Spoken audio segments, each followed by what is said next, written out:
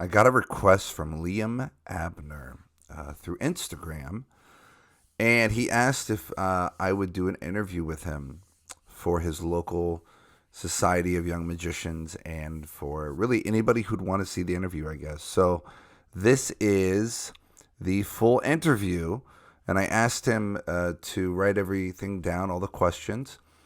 And one of the things I like about interviews is I don't like to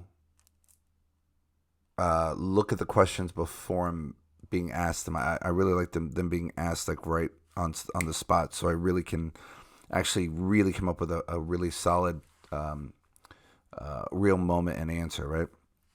And so we're gonna get started here. So the first question that Liam asks is, "How did you get started in magic?" And that's the question I've answered more than anything, I think, in all my interviews that I've done. So I was 5 years old, and my dad showed me a card trick, and it was the four robbers. It's where the four jacks are supposedly robbers, and the deck, it represents either a house or a bank or a some sort of mansion or something. And each one of the jacks goes in different parts of the house and different separations of the deck. And then the last jack's left on top, the last robber, he's the lookout basically. And so they all get three pushed in, and then the top robber goes, "Hey guys, we gotta go. I see the cops coming. We gotta get to the top of the roof." And then you go 1, 2, 3, slap the deck 3 times, and then you turn over the top four cards, and they're the jacks. They're back on top of the deck, even though they just went in the middle of the deck. Crazy. 5 years old. And I have an origin story. Like, it's really, I'm that person. It's really strange. I was talking to Gregory Wilson a couple of days. Let me pick that name up real quick. Gregory Wilson, right next to, who else is in there? Conover, a couple other people, Dean Dill, I saw. So I was talking to Gregory about this last night, this very thing. We were talking about our origin stories of how, we really got started or whatever, and how magic kind of came into our lives and what it did to us, and incredible stories, right? And I was 5 years old. I saw that trick, and there was another trick that I saw around the same time, and the age problem is the issue, because I don't know if I was 5 years old for the first one, then like maybe 6 years old for the next one. You know what I mean? It's real iffy, but it's around that time frame. And I'm 47 right now, so you can imagine, the 80s were amazing, incredible. And the other trick that was around the same time was where the deck is shuffled, and then you have your spectator cut the deck into 4 piles.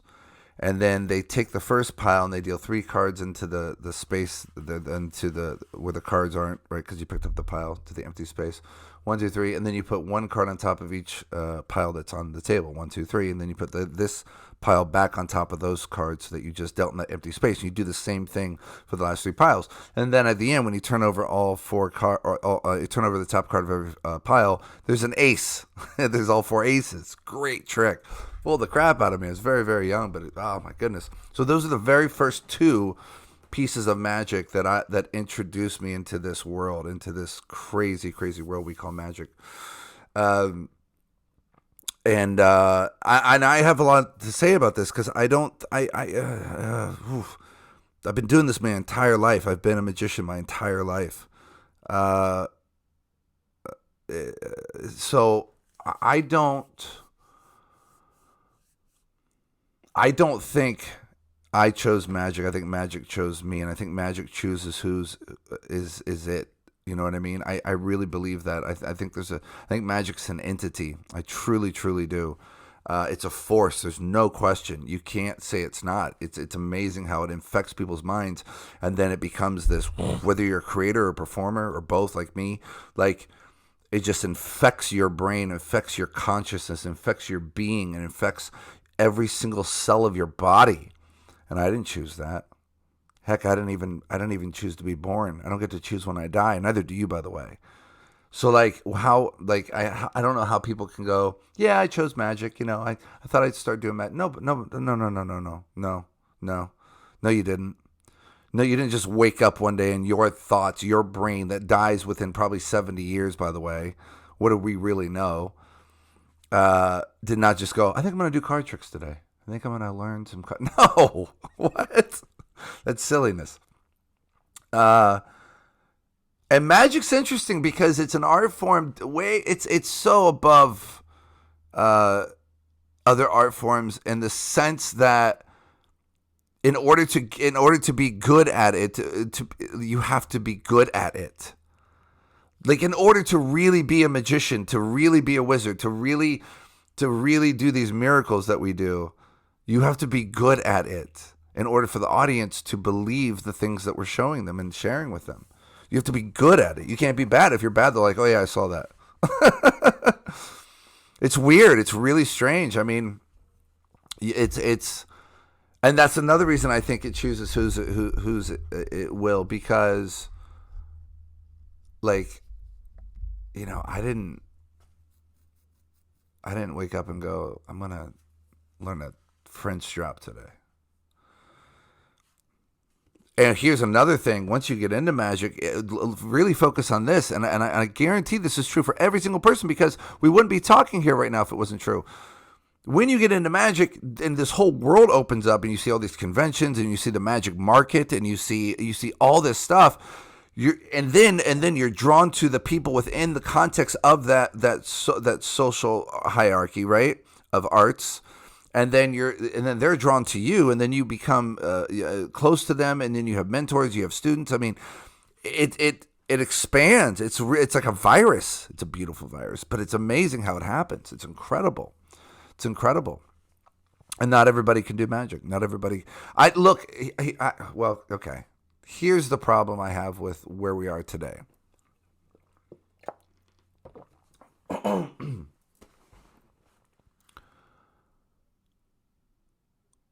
If it's an entity, and if it chooses who it wills.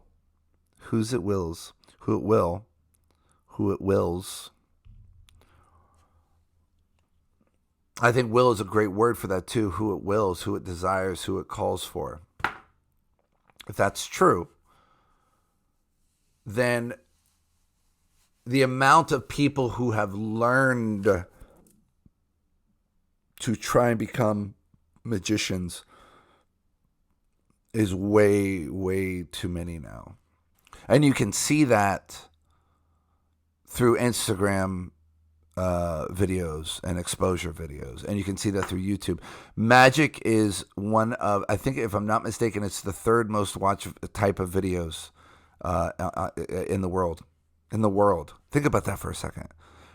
People who aren't magicians were able to hack into the social media construct and then steal people's magic, expose it, not give them credit or anything in any form or fashion, even though they're exposing it too, or perform it horribly. You're not performing magic when you're performing for an audience socially over the web. You're not. That's not magic. Magic involves the idea of the audience and you connecting within a certain time frame and spatial context and spatial geographical context in order to feed off each other through the idea of communication through props, concepts, thoughts, and principles, methods, and of course a conceptualization of all that into an effect. And then we present that to an audience. So you're not doing magic. You're just, well, here's what it is. You're performing in front of a mirror and there just happens to be, 10,000 people behind that mirror. That's it. And with the way the algorithms are, you get 5, 10 real hardcore seconds, maybe 10 to 20 hardcore seconds. Under a minute is what they ask for, right? So it's like, what are you really doing? That's why they're always doing visual stuff. You're not seeing magic. You're just seeing someone practice in front of a mirror,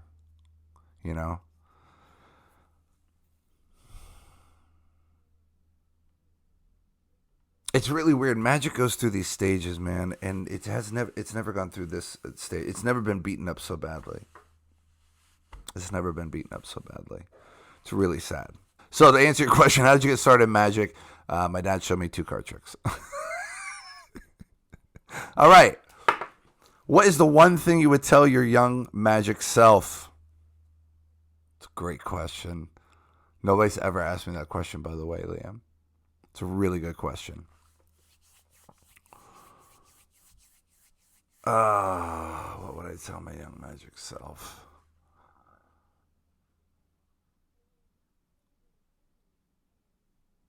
So I'm assuming this question means I get one chance to go back in time, find my young magic self. Now the question is, we got to really delve into this. What age would I go back to? And then tell my young magic self something. Shoot. Because you didn't specify. You just said your young magic self.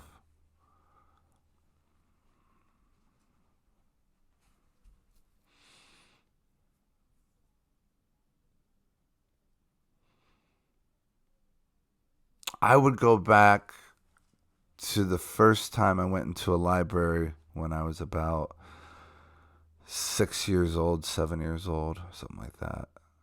And I would go back and I would just sit there and watch my younger self get excited about seeing those books all in a row. I remember, where's the magic books at? Right over there. Go find it, Dewey Decimal System. You guys don't know anything about the Dewey Decimal System. Look it up. Dewey Decimal System. Revolutionized how you found periodicals and books and stuff in libraries. It was absolutely amazing. Absolutely amazing. And I would just watch them, grab those books, because I remember so vividly, like, I would, every single time I went to the library, and I was at the library like every week, when magic truly got into me. And I got as many books as I possibly was allowed every single time, which I believe was 9 books. And every single book was a magic book. The history of magic. It was the how to perform magic. It was every magic book you could possibly think they had in the library. And boy, do I miss libraries. I don't know if they exist anymore. They definitely don't exist the way they used to, if they do. I have not heard of a library for a long time. Except Library of Congress, but that's a different thing. And I remember grabbing all these books, and I'd go to a table and I'd sit down and I just would peruse the books to see what I was about to learn and if I wanted to, and very young age. I've been a magician my whole life. It's really crazy. And I would just love to sit there with a cup of coffee as this old man now and just watch this kid just have so much joy over this newfound thing that came into his life. Holy shit.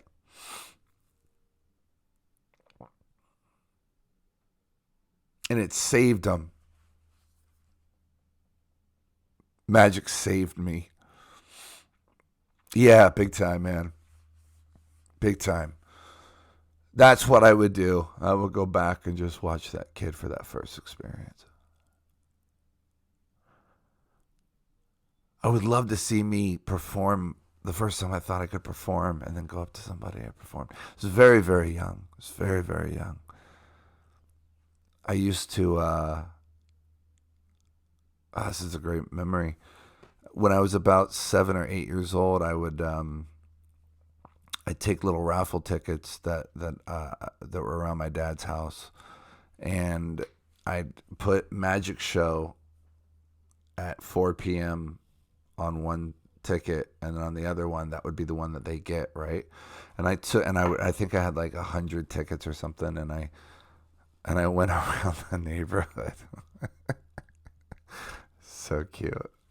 I went around the neighborhood to every door, and I was like, "Hey, magic show in my garage, 4 p.m. Here's your ticket."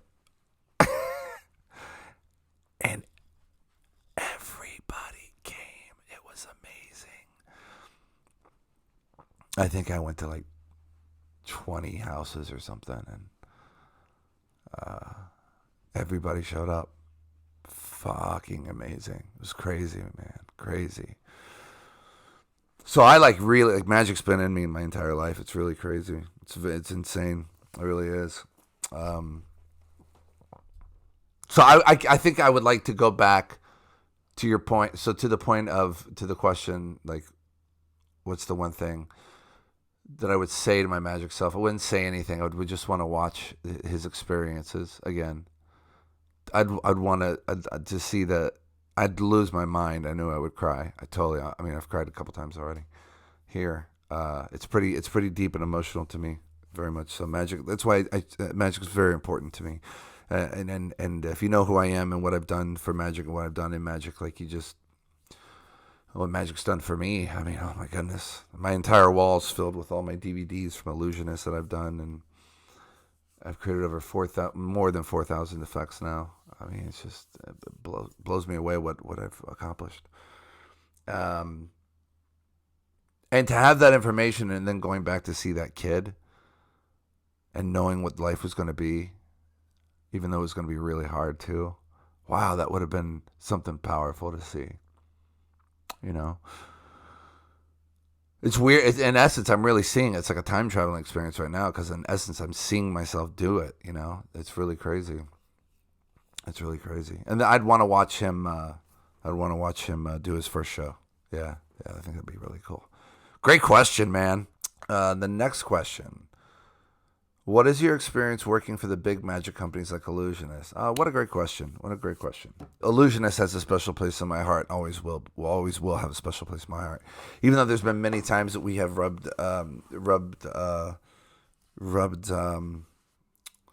sandpaper against each other. You know, when I was a pastor, I heard a story that someone said, like, a pastor said, you know, you're either sandpaper to someone else or someone's sandpaper to you. It's real true, and you could be that at any given time. I helped start the concept of magic marketing in a different way with Brad Christian with Illusionist. So at the time, Illusionist only had how to do street magic, and they had which was an international sensation and international success because it was an infomercial. And real magicians got heard about this, and then they heard there wasn't a lot of crediting in it. So that's how it got into the magic world. It was really interesting to see how it happened.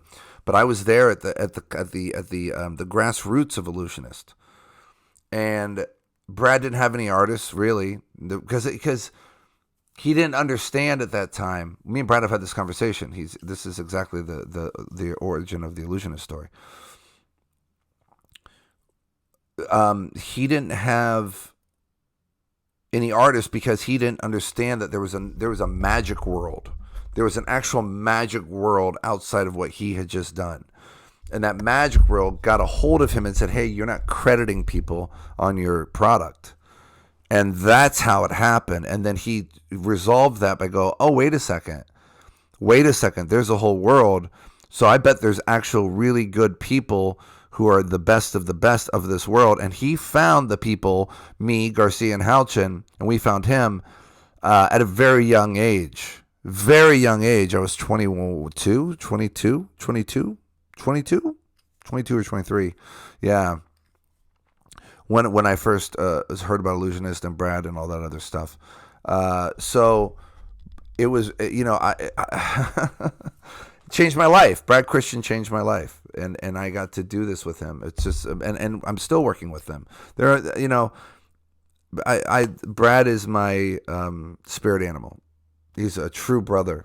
Brad Christian is a true brother of mine, and I had his, and we both can say that without question. And it's like, like any brotherhood, you're gonna have tiffs and taffs or whatever. So we went through our times, that were really hard, but then we got through them, and then we did great things. We got to touch rainbows again. I've created over 130 effects for Illusionist, and I've had, I think, 13 DVDs if I'm not mistaken. Yeah, and then I can't even tell you how many downloads. I don't even know. I think like 30, 40 downloads with him. Yeah, no, 130 because I just did Albo 2.0 with Michael Lamar, and then I did the another one coming up. By the way, hasn't released yet. It probably won't release by the time this comes out. So I think it's like 138 effects or something like that I've created for them. And so it's been an incredible experience for sure. I've worked with almost every single magic company in the world. The only one I've never worked for through and through is, when I say magic company, their whole main thing is producing, distributing, creating magic for the masses of magicians, right? And mentalists. I'm not talking about magic shops or anything like that. By the way, support your brick and mortar magic shop because they are dinosaurs right now and it sucks. So I worked with Penguin. We've had our differences, major differences. One I didn't think we were going to surpass for a while there. So we're comfortable at being friendly at a distance.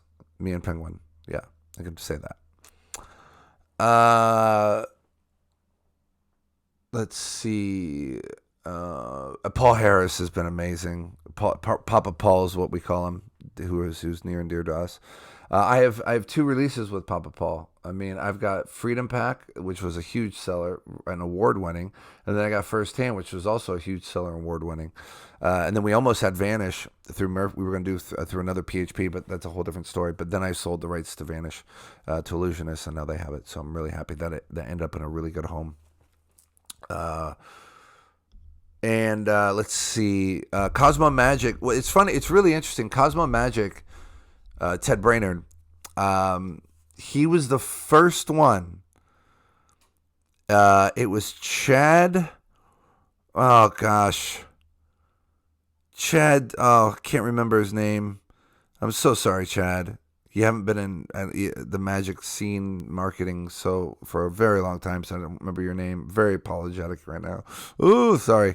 And I know his name was Chad. Well, he had mentioned to Cosmo. This was in the early days too. I was fucking 22 or something. Yeah, he had mentioned in the early days that there's this magician you should see. And that was it. And then me and Cosmo connected on the phone, and it was, I'm shedding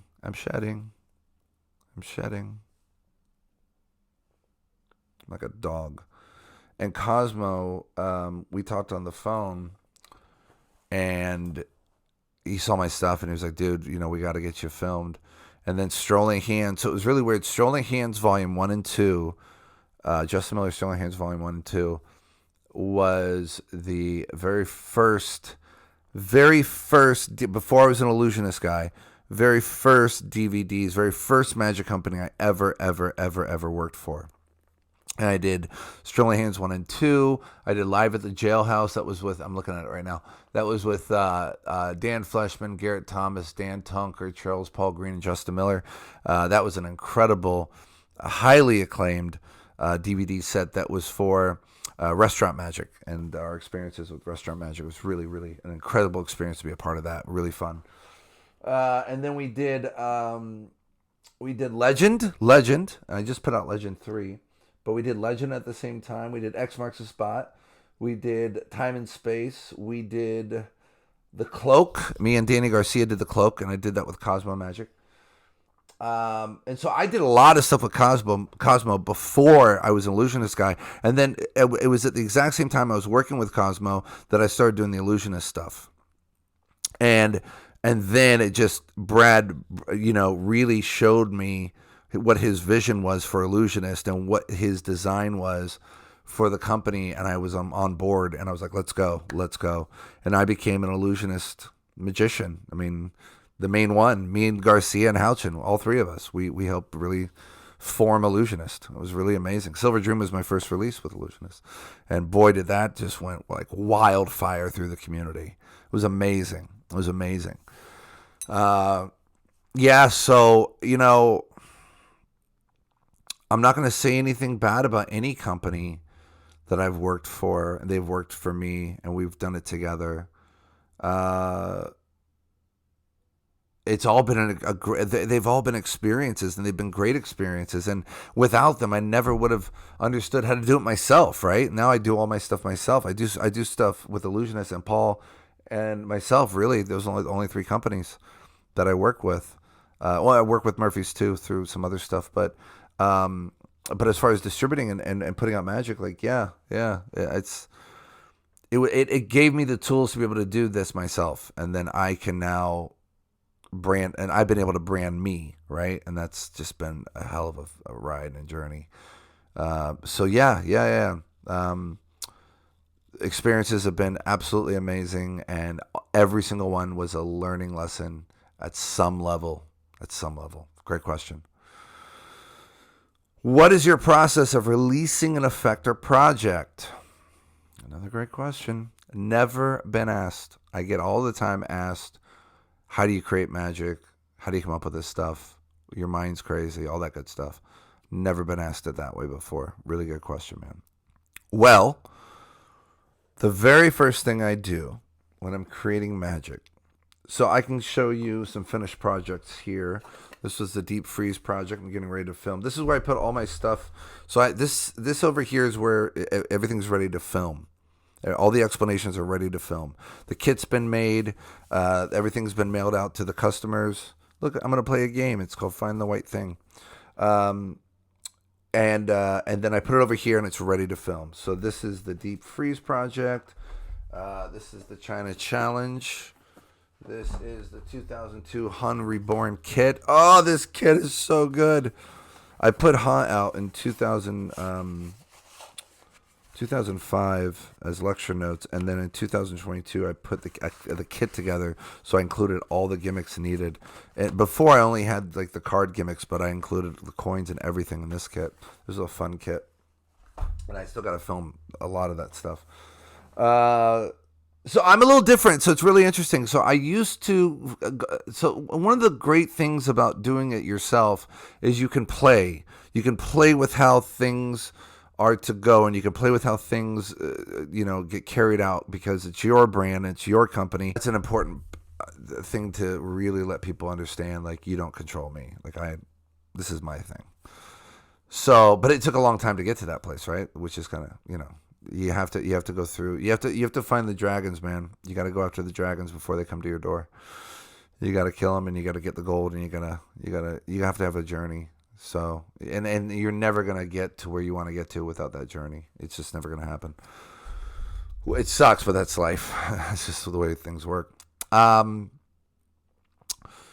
So I'll have an idea. I'll have a thought. And that thought turns into, what if this is, I don't see, I think the reason my magic's different and it feels different is that I don't see,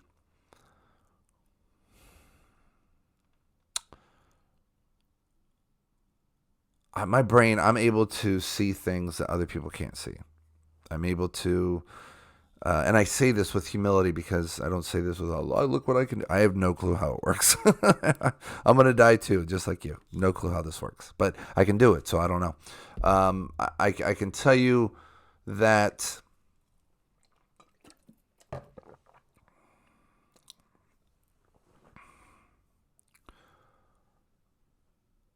it doesn't happen because I will it to happen. It happens because it's there. And then as I focus on it, it follows a path line. It follows a line. And then I follow that line down as well. And through that line, I get information. Through following that path, I get information. I keep falling to the end of completion. It's the best way I can describe it. I don't know how it works. Nobody knows how it works. We don't know, like, how do you do the things you do? I don't know. I don't know how it really works. I can't tell you that. If I could, I could just put it in a bottle and just give to everybody, and that would be it. And I have this mind, and I still don't know how it works because I ask myself. I really compartmentalize that and really think about like how does creativity work? Where do these ideas come from? And like why are they there first? Why are they not there? Then they're there. What? That's crazy. Think about that for a second. It's crazy. And people say that there's no supernatural aspect to our world. Come on. That's ridiculous. Let's see. So then it becomes a thought, then it becomes an idea, with an idea, then a thought, then a concept, then I conceptualize it, and then I see it in my brain completely, and then I pick up the cards, or I pick up the pen, or I pick up the glass, or I pick up and then it becomes the thing, and then there's a molding process at that very moment. So it's been downloaded into this, boom, it's come out this way. Now there's a molding process to come into existence. It's creation is, and by the way, I think it's really important to understand that it's a combination of creation and discovery. I really believe that. I really, really, really believe that. You should look up the Akashic records, and really see what I mean by that. I think, again, I don't know how this works, but I just know this to be true. All information is out there somehow, some way. It's just out there. I don't know what out there means, but it's out there in the ether. And for whatever reason, somehow, some way, some people can grab a hold. I believe we're like these antennas, right? There's this energy, and we connect to little things. And I'll tell you, excuse me, the reason I came up with this theory, I was at a nightclub many, many, many, many years ago, and I physically saw this theory come to be, and I realized that what I was stumbling on was true. People, everybody said, well, it's all, humans are like antennas and, energy, you hear all this like hyper spiritual, hyper words these days, right? People want to use them for advertising, but really think about it. I was sitting there, and it was a nightclub, and there were two different areas. There was the area over here where everybody was just sitting down quietly having conversations and drinking and just enjoying each other's company. No dancing, no nothing. Just a very peaceful boom. And then over here, just maybe 3 to 4 feet, maybe 6 feet, this was the dance floor, and it was bump, right? Okay. There was no dividing line between, like, no physical door, no physical room dividing these two areas. It was just you get up here and you go over here, and then there's this, right? Everybody over here was engaged in something completely different than what they were, and vice versa. And I was looking at that. I had gotten up to go get a drink or something. I think I was getting to get a drink or something. And I stopped and I looked at that. And I'm like, that's really interesting. Everybody's quiet over here and everybody's dancing over here. Why is that? And then I saw it happen. I saw a person go from here, and as soon as they stepped in to the dance floor, they just went into dancing mode. And they were walking through the dance floor. They weren't going out to dance, but they just started, and then they continued off to the bathroom wherever they went. I was like, whoa, that's interesting. My theory was right all along. Because it's something, because I have a very psychological, scientific, analytical mind. It's just the way it works. I don't know how it works. I used to put together Lincoln log sets, and then I'd have chemistry sets, and I'd put chemicals together and figure out the compounds and all that other shit. So anyways, besides all that, my brain's just different. So I knew that we were connected somehow. This energy, this antenna was connected, because as this person was sitting over here, they were just in a great peaceful mood, sitting, talking to people quietly. And then the moment they jumped over here, instantly their body responded to it. And it was like, wow, that's really interesting. Because I always thought it was interesting when I was younger, when you were in your town and you had it on a radio station. I was very, very young when I noticed this. You had it on a radio station.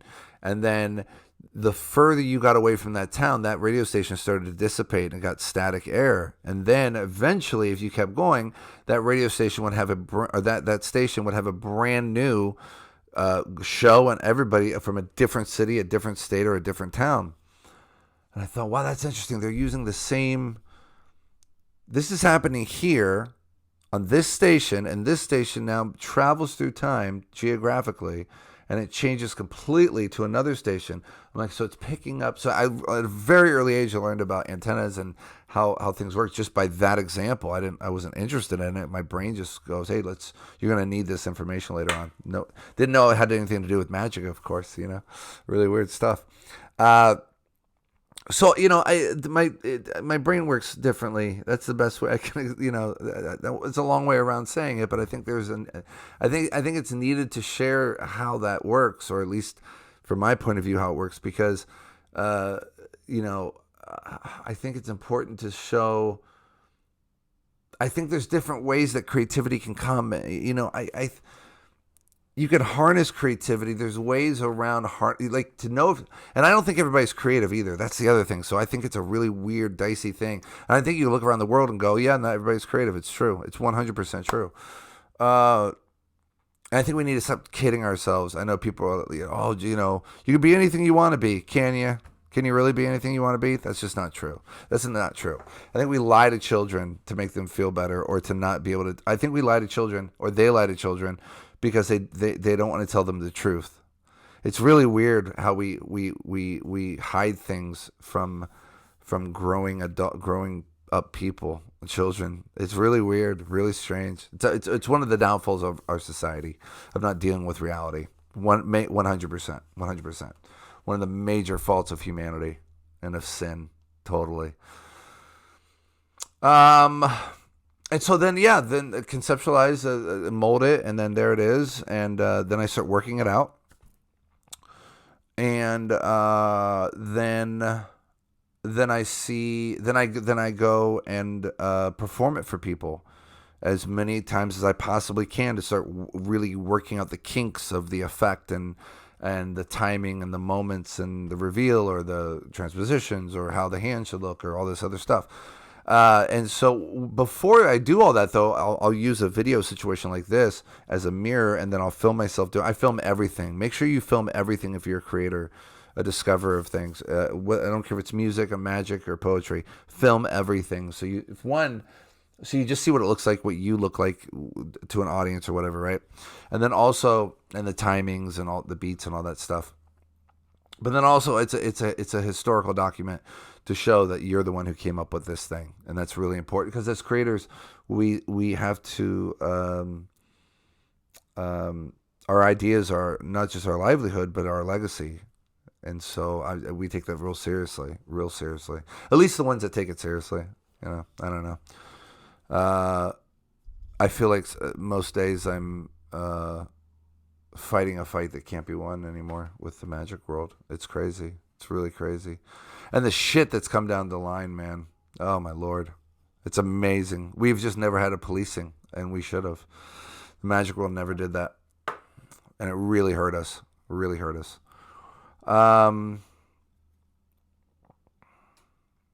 So, yeah, and then once I get all that done, and keep in mind, I don't decide if I want to put something out until I know it's, one, done, and two, and I mean done. It's gone through 1,000 performances. Well, that's not true. It used to go through 1,000 performances, but I know what I'm doing now, and I know what to look for. I can see if an effect's going to be popular, if it's going to be a good effect for magic, within the context of like 3 minutes of my brain. I know immediately. I'm like, oh, this is really, really good, or this is really, really bad. And then when I perform it, that first reaction is like, oh yeah, I was right. So, and if I think it's bad, I never take it out whatsoever. So there's a lot of rainbows. There's a lot of things to connect here. Like how do you put together and release an effect? I mean, there's so many different levels, right, of what goes into it, and we're not even to the packaging yet or the marketing of it yet. We're not. I mean, What's and the name of it. What's the name? The name is so important. It's really an important aspect of naming magic. Because the name should be exactly what the effect is the audience is experiencing. Okay, what the audience is experiencing at the moment they're experiencing the effect, it should be in that name, but it should also at the very same time give the magician or the mentalist purchasing that effect the exact same feeling of buying the effect as if a person would see them perform the effect. So that same dopamine, that same chemical reaction of watching an effect should be the exact same thing as when you're purchasing an effect. And that's what the trailer is supposed to do, is to entice you to buy this effect. The problem is there's been so many trailers that are just they lie. They lie about everything. Everything. Every time you see me do magic, you'll see me do a full performance of every single thing. Every single thing. Doesn't matter what it is. Every single thing. Live, by the way, too. That was an important aspect we figured out at Illusionist. We wanted to really turn the cameras around like Blaine had done. And really focus on the audience and the magic. And that's what we did with Illusionist, and changed the world. It changed the world literally. Crazy. Let's see. And then packaging, and then marketing. And so the marketing consists of going on social media, letting people know that I only have 30 of these, or I only have 50 of these. So I used to deal, like when I'm doing something with Illusion, it's a whole different thing. It's a broader market or whatever. But when I do my branding stuff, I do my own stuff, I only do between 30 to 50 releases. And that's it. Because I don't want anybody doing my stuff anymore. I just don't. I want only a certain number of people. And they sell out within 24 hours, instantly. So, I just want to put out good, solid magic now. I'm not in it for the money. I'm in it for the experience. The money comes with the experience, and I'm appreciative of that. But yeah. And so then marketing for me is social media, and then my mailing list, and then all the blasts I send out through there, and then the website, and then I make the product page, and then I create the trailer, film editing. I do everything. So everything you just heard, I do all of this myself. Nobody else does this. And there's nobody here. It's just me. And then I have a successful item. And it's really cool. It's crazy. Absolutely crazy. I've had more releases that are successful. I've had more winners than losers. And so I'm very thankful to every single person who has ever supported me and what they've done for my career. And it's been crazy. But that's how I release an effect or a project. Now, if it's with a company, it's a different thing. What we do is they hire me for a project, and it might either be my project or I might be the face of a project, and then I'll just add my ideas to that project. So they're paying for my ideas and my mind for that item. Or they're paying me for my item and I'm filming it with them because I sold them the rights to it or what have you, like we did with Vanish. So yeah, and then I either fly to them or they get me an Airbnb here in town, and then I film that with somebody here in town that works for them. And then we film everything, and then I get paid right when it's done, and then I go back home, and then they produce it and they put it out. That's it. And then sometimes when we do something like that, though, especially if I'm flying, we'll shoot like 3 or 4 projects. We'll shoot 3 projects, right? And that's a lot of work. It's a lot of work. Everything's individual. Everything's separate from everything. And each project might have 9 effects in it. Like the Bold project. That was a lot of work. It was one of the hardest projects I've ever done. It was not an easy project. And I'm so happy I got the material out there. That's such a great 3 DVD set. Yeah. Really great. That was, in fact, the Bold project was the very last DVDs set or DVDs I ever did with Illusionist, because DVDs went out right after that. Bulletproof came out Bulletproof Sleeving came out, but that was a download and still is. DVDs are gone, man. So I was so happy that, those three, man, very happy, very happy. So yeah, it's different if you're working for a company, right? Yeah. Great. What is your specific creative process? So I kind of just described that. I don't need to answer that anymore. In your opinion, is there a way to exercise creativity? Great. Great, great, great, great. Yes, there is.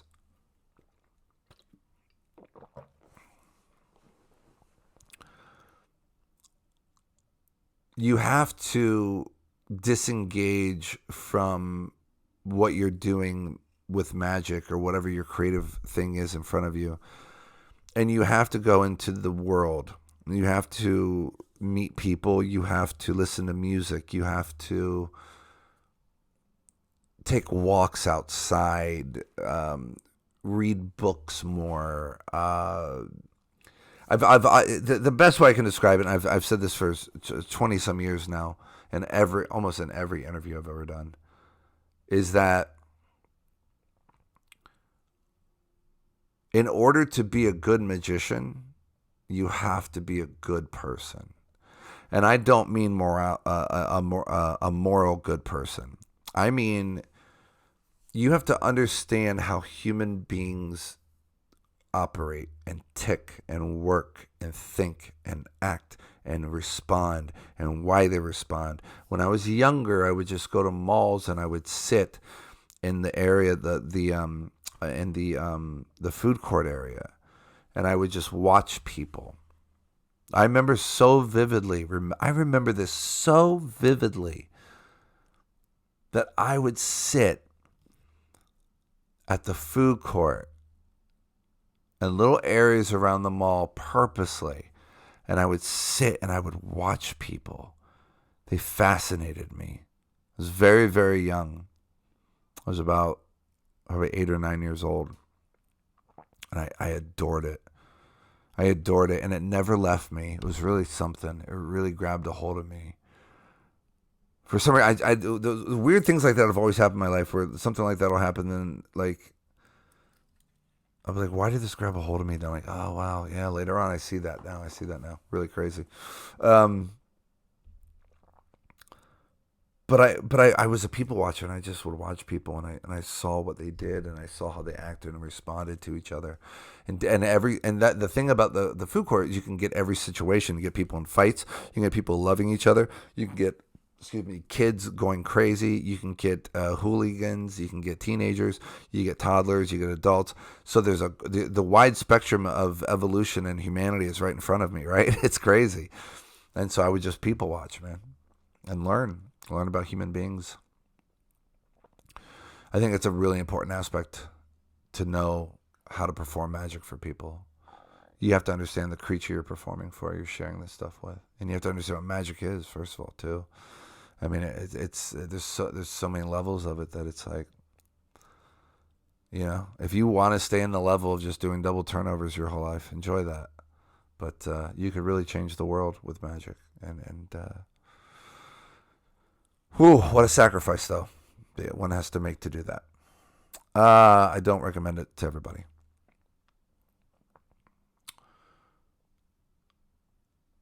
What is the one thing you want the audience to feel or take away from your performances? Great question. Nobody's ever asked me that. Liam, you're killing it, brother. Kayla Morelli was performing magic for Francis Ford Coppola and David Copperfield. Kaylin used to work with David at the Magic Lab. And during one of the times, Kaylin told me this story. It's a great story. It's a wonderful story. And it leads to your question. At least it points to your question, I think, pretty well, of what I want. And Kaylin did his disappearing license in Ziploc bag. If you've never seen it, it's ridiculous. Shows his license, flicks it, goes like this, and it just disappears. It's crazy. And he was performing for Coppola. He was performing for Copperfield. And I can't remember if it was Coppola who said this or it was Copperfield who said this. I don't know which one it was. It was one or the other. But one of them said, "Oh, that feels good." And that hit me when I heard that. I was like, oh, that feels good. Not, oh my God, what are you? Who are you? Watch your wallet around this guy. Let me check if you have a tattoo on the back of your neck because you're an alien. Those are all great, and those just feed your ego. I get that. Best I've ever seen, man. Oh my God, you're better than Blaine. You're better than Blaine. I get that, and we want that. It's a drug. Let's be real. That we're not just in this for all the good stuff. This is a drug. We feed off of this.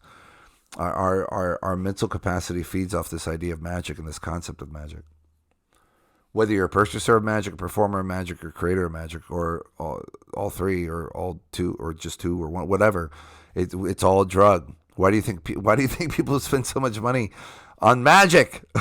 It's a drug. It's an amazing drug. And he said it that way. He said that feels good, and I was like, wow, that does feel good. That's what I want. I want people to feel good. I want people to feel good. I want them to feel good, whatever that means for them. I want them to feel good. I want them, when they experience magic, to go, oh, like they feel it. It hits them. Oh, like a song, like a memory, like an idea, like it just, it hits them. They don't just pass it. I think one of the saddest things and this is, oh man, what a great question. Really great question, because I've really thought about this for a long time, because it's bothered me. It's really bothered me, this idea that we go out there and we perform magic, we share this incredible moments of astonishment, and in that moment they're going to make you a cult leader, they're going to build a shrine to you, like, we've experienced, all of us that have really performed good magic, and for those kind of people, and people respond like that. But then you leave, they leave, and all right, our ride's here. And then everything else in the world crowds around them again. So really, magic, I mean, you really only have a small window to create a lifetime memory. Think about that. You have a small window to create a lifetime memory. What are you going to do? Are you really going to do coins across? Are you really going to find the ace of spades in a weird, wacky way? Or are you going to try to do the most powerful, visual,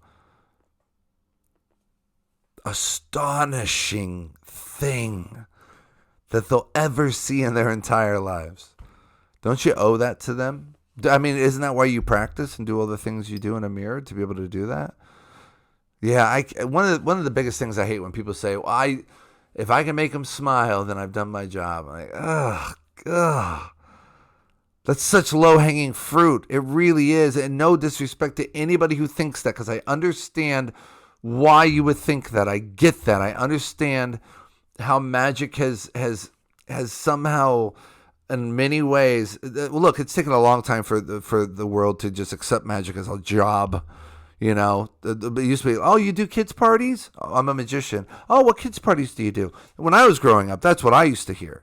So listen, we've come a long way to get the audience to go, oh, that's respectful. Oh, wow, you do magic. I mean, now it's like, it's there. It's nicely embedded into our society as a viable thing. It wasn't that way for thousands and thousands of years, folks. It was not that way. It's only recently become that way because of AGT, because of Penn and Teller Fullis, because of, the magic specials and stuff. But it wasn't that way before. So we didn't have that. It was a whole different thing. It was a whole different thing. So I think I just want them to have that moment of astonishment. But it carries them. That's the challenge, right? I always think about that. How do I create this moment of astonishment, and then it carries this, it affects them, and it stays with them. And that's a challenge. That's a challenge. So you really, once you think that way, though, you start looking at your effects differently, and you start looking at what you're going to show people differently.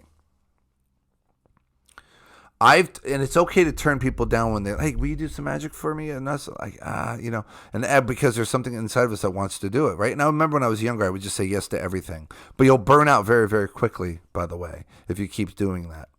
It's okay to say no to people. It's okay to say no to people. And there's lots of ways, wonderful ways to say no to somebody when they're asking to for you to share what you do. I won't get into that right now, but there are many, many ways to do it successfully. Okay.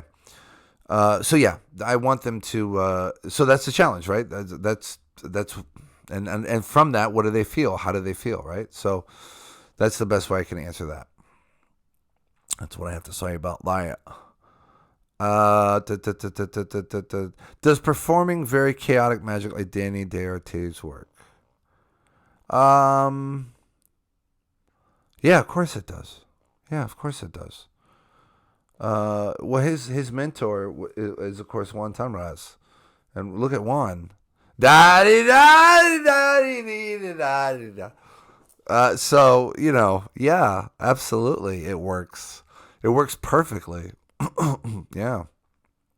Where do you live to perform? That can be taken two different ways. Like, where do you live? Like, what is your idea to where's the best place you want to perform? Like, where do you live inside you? Like, that's the place I want to go to. Or it could be taken like, where geographically do you live? And I think that's what you mean. Ohio. Where do you feel most comfortable? I'm going to assume you mean like stage, parlor, close-up, all that stuff. Close-up, for sure. I can do all of it, and I've done all of it. But I really am in power mode, high power mode when I'm doing close-up magic. Yeah, for sure. What is your process of scripting an effect? Yeah, I don't have a process for scripting my magic because I let the scripting happen while I'm sharing it. I'm really different. It's weird. I can do this weird thing with my brain where I can turn it around and create it while I'm doing it in front of people on the spot. So I'll have a basic idea. So okay, I've never been one of those people to do storytelling magic. That's just not me. I really want the magic to shine through. I don't want the story to shine through. I'm not using it as a book so they can read. And I think there's a place for that for sure. McBride's the best at it. It's incredible. He's incredible. He's incredible. His shamanic spirit and the way that he speaks and the stories he presents through the magic is just it's there's nobody can touch it. Nobody can touch it.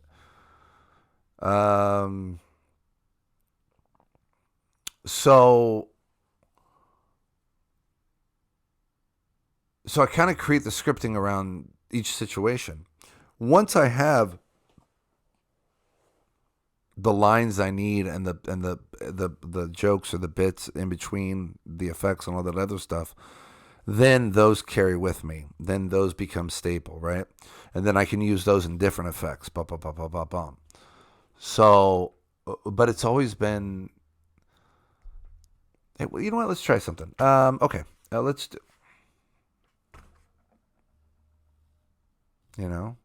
It's never been. Well, when I was a kid, it was. This is my grandfather's deck, and he died or he didn't die, and here's the 4 aces or whatever. You know what I mean? And for a kid, that's cute, right? It's cute. It's a cute thing. I don't think you need to script every effect. I don't think I am living proof. You don't need to script every effect. I've always been weirded out by that question because I don't script effects, and I see all these other people that do. Gregory Wilson, he's another guy, incredible scripting of effects. His word usage is just mwah. Bon appetit. It's beautiful, bellissimo. And I've seen him create through meetings. Like, I've seen him do it. We've worked on the same TV specials. I mean, it's incredible.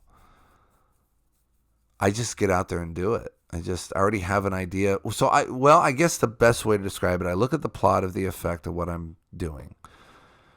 And then through that plot, I then create in my head the characters that are needed for the plot. And then I create a story within that of why they're doing what they're doing. And then I project that onto me as the actor playing the person in the middle of the plot. And then the other actor is the spectator. I've never been able to put that into words before. That's exactly what I do. Wow. That's interesting. Good. I'm glad I was able to clear that up for myself and for you guys. What are the best resources for a young magician? Yeah, there's a lot out there. Well, you guys have an incredible amount of opportunity to experience magic in information loads that we didn't get to in my day and age. So where we just had books and VHS tapes that cost $60, a lot of times with no gimmicks included, by the way. Yeah, it's crazy. I remember when I first got my the very first VHS magic tape I ever bought when I was very, very young, which was Kevin James' Floating Rose. And all it was a VHS tape, some wax, and some thread. That was it. $65. It might have been $70 at that time. Yeah. Because VCRs were about $900 to $1,000 at that time. Yeah. Crazy stuff. Crazy. I have a VCR right now. It's crazy.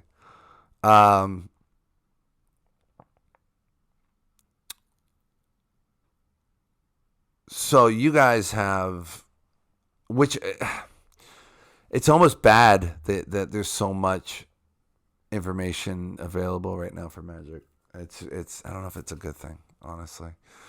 For us, it is in the craft, in the community, in the art. For sure. But I don't know if it is in the long run. It seems like it's not a good idea from the models we've run. It's not really good. But God,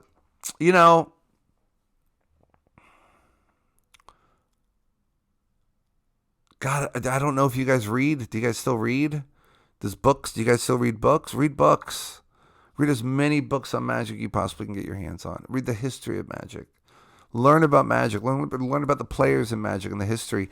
Thurston. Learn about Houdini. Learn about Dante. Learn about all the greats. Learn about Alexander the Great. Learn about Chung Ling Soo. Learn about.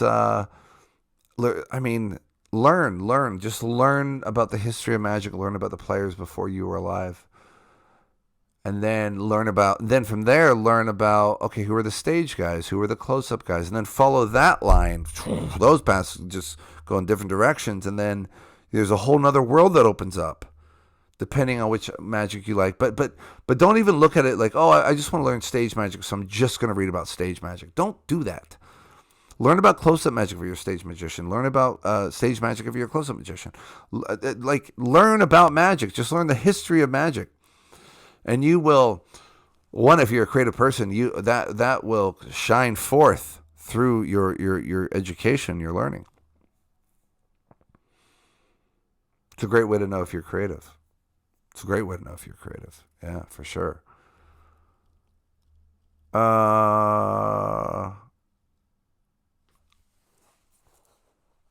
Go to your local IBM and SAM conventions and